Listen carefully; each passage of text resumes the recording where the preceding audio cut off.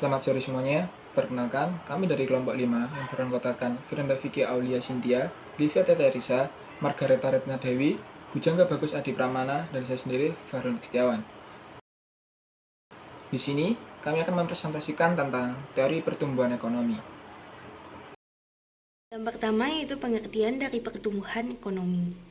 Pertumbuhan ekonomi dapat didefinisikan sebagai tingkat kenaikan output atau pendapatan nasional real yang dihasilkan pada sebuah perekonomian dengan kesempatan kerja penuh dari waktu ke waktu. Kemudian, kapasitas produksi sebuah perekonomian dapat ditingkatkan dengan cara menambah penawaran tenaga kerja, stok modal, dan peningkatan teknologi. Pertumbuhan output nasional real dalam jangka panjang diukur dengan tingkat output real potensial. Output real potensial biasanya diukur dengan menggunakan sebuah garis tren linear berdasarkan output real aktual dari waktu ke waktu. Tingkat output real potensial ini dipergunakan untuk memprediksi tingkat output real aktual pada masa depan. Selanjutnya ada grafik PDB nominal dan PDB potensial Indonesia. Dari grafik tersebut terlihat bahwa PDB potensial berbentuk garis yang mulus dan menunjukkan trade output real nasional yang dicapai dan akan dicapai oleh Indonesia.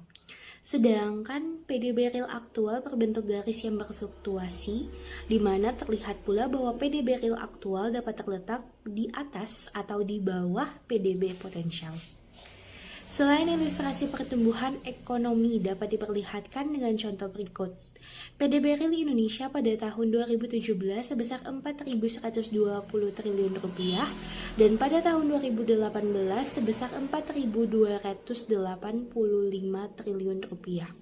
Dengan demikian, pertumbuhan ekonomi Indonesia dapat dihitung dengan cara pertumbuhan ekonomi 2018 sama dengan PDB real 2018 dikurangi PDB real 2017 dibagi PDB real 2017 dikali dengan 100%, di mana diperoleh hasil 4.285 dikurangi 4.120 dibagi 4.120 dikali 100%, maka diperoleh hasil 4,00%. Selanjutnya ada pertumbuhan ekonomi Indonesia di tahun 2021. Badan Pusat Statistik atau yang biasa dikenal dengan BPS melaporkan pertumbuhan ekonomi Indonesia pada kuartal kedua tahun 2021 mengalami peningkatan hingga 7,07% secara tahunan atau year on year. Lebih lanjut, ekonomi Indonesia triwulan kedua pada tahun 2021 ini mengalami peningkatan sebesar 3,31% secara kuartal ke kuartal dari triwulan sebelumnya. Peningkatan ekonomi Indonesia pada triwulan kedua tahun 2021 ini juga didorong oleh peningkatan kinerja ekspor, konsumsi rumah tangga, investasi, dan konsumsi pemerintah. Perbaikan ekonomi ini menunjukkan bahwa Indonesia berhasil bangkit setelah mengalami tekanan selama beberapa triwulan akibat pandemi COVID-19. Selain itu, salah satu strategi yang cukup berhasil mendongkrak pemulihan ekonomi berasal dari bantuan sosial.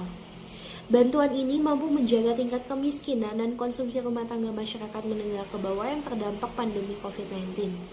Sama seperti tahun-tahun sebelumnya, ekonomi masih ditopang oleh konsumsi rumah tangga dan investasi. Konsumsi rumah tangga pada kuartal kedua tahun 2021 tumbuh sebesar 5,93% secara tahunan atau year on year. Kepercayaan masyarakat untuk melakukan kembali konsumsi juga didorong dengan adanya vaksinasi dan pelaksanaan protokol kesehatan.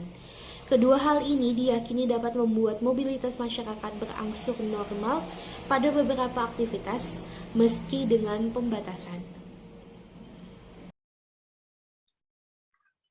Akuntansi pertumbuhan merupakan sebuah konsep dalam teori pertumbuhan yang memperlihatkan dampak pertumbuhan tenaga kerja, penambahan modal, dan percepatan teknologi terhadap pertumbuhan ekonomi.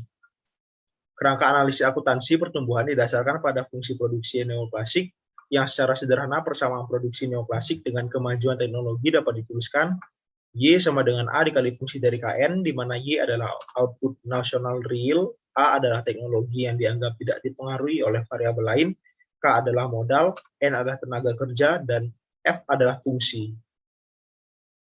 Persamaan akuntansi pertumbuhan dapat ditulis dengan delta Y dibagi Y sama dengan 1 kurang 0, dikali delta N dibagi N ditambah 0, dikali delta K bagi K ditambah delta A dibagi A. Kemudian dari persamaan akuntansi pertumbuhan dapat diperoleh produktivitas faktor total faktor productivity atau TFP dengan pendekatan solo residual. Persamaan solo residual adalah selisih antara pertumbuhan output dengan pertumbuhan faktor produksi.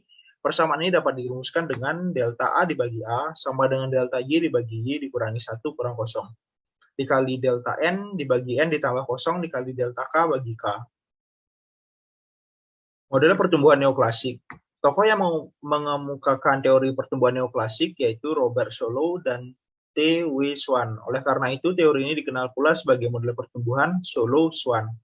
Aliran neoklasik memusatkan teorinya pada 3 faktor yang berpengaruh pada pertumbuhan ekonomi, yakni modal, tenaga kerja, dan perkembangan teknologi. Teori ini meyakini bahwa peningkatan jumlah tenaga kerja dapat meningkatkan pendapatan per kapita, namun tanpa adanya teknologi modern yang berkembang, peningkatan tersebut tidak akan dapat memberikan hasil positif terhadap pertumbuhan ekonomi secara nasional. Pada model pertumbuhan neoklasik, ada 3 konsep utama yang diperkenalkan, yaitu konsep output dan akumulasi modal. Fungsi produksi neoklasik dapat ditulis sebagai Y fungsi dari KN, hanya tenaga kerja dan modal yang merupakan faktor produksi. Dari persamaan di atas, diperoleh fungsi per tenaga kerja yang dapat dituliskan sebagai Y per N sama dengan fungsi dari K per N dikali I atau Y sama dengan fungsi dari K. Di mana Y adalah Y per N atau output per tenaga kerja dan K adalah K per N atau modal per tenaga kerja. Persamaan ini dipergunakan sebagai fungsi produksi dalam menganalisis model pertumbuhan neoklasik. Fungsi produksi ini dapat digambarkan dalam diagram 2 dimensi dengan sumbu datar output nasional per tenaga kerja dan sumbu tegak modal per tenaga kerja, seperti kurva berikut. Yang kedua yaitu tentang konsep konsumsi, investasi, dan tabungan.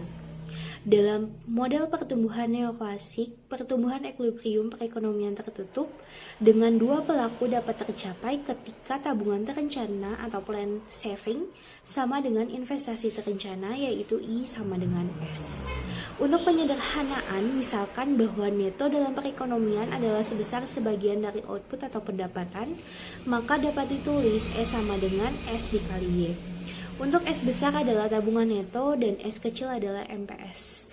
Dengan mensubstitusikan kedua persamaan di atas diperoleh I sama dengan S kali Y.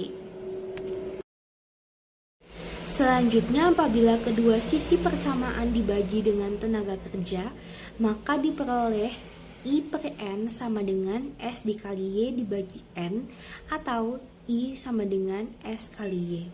Dengan mensubstitusikan persamaan per tenaga kerja Y sama dengan fungsi dari K dengan persamaan sebelumnya, maka diperoleh I sama dengan S kali fungsi dari K. Persamaan ini memperlihatkan bahwa investasi per tenaga kerja sama dengan tabungan per tenaga kerja. Konsep pertumbuhan modal dan steady state. Tingkat modal steady state tercapai ketika tidak terjadi lagi penambahan modal, atau dengan kata lain, delta K dibagi delta T sama dengan 0. Selanjutnya, perubahan stok modal, delta K dibagi dengan delta T, dalam perekonomian merupakan selisih dari investasi dan depresiasi, atau dapat dituliskan sebagai berikut, yaitu delta K dibagi dengan delta T sama dengan investasi dikurangi depresiasi. Selanjutnya, kondisi steady state ini merupakan tingkat modal keseimbangan dalam perekonomian dan akan tercapai dalam jangka panjang. Kondisi steady state akan tercapai ketika delta K sama dengan 0. Maka, dapat dituliskan sebagai berikut. 0 sama dengan S dikali fungsi dari K dikurangi depresiasi dan diperoleh S dikali fungsi dari K sama dengan depresiasi. Pengaruh tabungan terhadap pendapatan ekuilibrium. Ketika tingkat tabungan meningkat, maka pendapatan nasional juga akan meningkat. Nah, berdasarkan grafik ini, memperlihatkan bahwa apabila sebuah perekonomian mengalami peningkatan MPS, output nasional ekuilibrium akan meningkat. Dengan kata lain, kenaikan tingkat tabungan menyebabkan pertumbuhan ekonomi. Tingkat modal yang memaksimumkan konsumsi, Golden Rule of Capital Rate. Tingkat modal yang memaksimumkan konsumsi menyatakan bahwa konsumsi maksimal merupakan hasrat utama yang ingin dicapai oleh setiap perekonomian. Oleh karena itu, tingkat modal yang memaksimumkan perlu ditentukan. Tingkat modal ini dapat diperoleh dengan melakukan turunan pertama fungsi per tenaga kerja yang dapat dituliskan sebagai C sama dengan Y dikurangi I. C yang merupakan konsumsi per tenaga kerja, dan I yang merupakan investasi per tenaga kerja. Dari persamaan tersebut dapat dituliskan C sama dengan fungsi dari K dikurangi depresiasi. Dengan melakukan turunan pertama pada persamaan sebelumnya terhadap modal per tenaga kerja, diperoleh tingkat modal yang memaksimumkan konsumsi per tenaga kerja, yang diperoleh delta C per delta K sama dengan delta fungsi dari K dibagi delta K dikurangi depresiasi sama dengan 0. Delta fungsi dari K dibagi delta K sama dengan depresiasi, maka diperoleh MPK sama dengan depresiasi. Pada persamaan ini memperlihatkan bahwa tingkat modal yang memaksimumkan konsumsi terjadi ketika tambahan modal marginal physical product of capital atau MPK sama dengan tingkat depresiasi. Dampak pertumbuhan populasi terhadap pendapatan nasional equilibrium. Pertumbuhan populasi dapat ditulis sebagai berikut. Perubahan jumlah tenaga kerja sama dengan tingkat pertumbuhan populasi. Nah, pertumbuhan populasi dapat diasumsikan akan menurunkan tingkat pertumbuhan modal dengan memasukkan persamaan ke equilibrium steady state. Maka diperoleh persamaan berikut. Perubahan modal per periode sama dengan S dikali fungsi dari K dikurangi depresiasi, ditambahkan dengan tingkat populasi dikali modal, sama dengan 0. Maka diperoleh S dikali fungsi dari K sama dengan depresiasi ditambahkan dengan tingkat populasi dikali dengan modal. Contoh, diketahui tingkat tabungan sebesar 0,3 dan tingkat pertumbuhan populasi sebesar 10%, maka dengan modal steady state diperoleh hasil 0,3 dipangkatkan setengah sama dengan 0,1 ditambah 0,1 dikali K. Diperoleh K dipangkatkan setengah sama dengan 3/2. Maka hasilnya K sama dengan 9/4. Maka terlihat bahwa ketika pertumbuhan populasi dimasukkan dalam rangka pertumbuhan ekonomi, tingkat modal steady state lebih rendah daripada ketika tidak ada pertumbuhan populasi. Gambar kurva berikut adalah kurva equilibrium model steady state ketika pertumbuhan populasi dimasukkan dalam analisis, di mana pertumbuhan populasi sebesar G menyebabkan penurunan pertumbuhan ekonomi mengalami penurunan dari Y1 menjadi Y2. Dampak kemajuan teknologi terhadap pertumbuhan ekonomi. Kemajuan teknologi juga akan mempengaruhi pertumbuhan ekonomi. Pada analisis pertumbuhan ekonomi slow swan, kemajuan teknologi diasumsikan juga menghabiskan modal.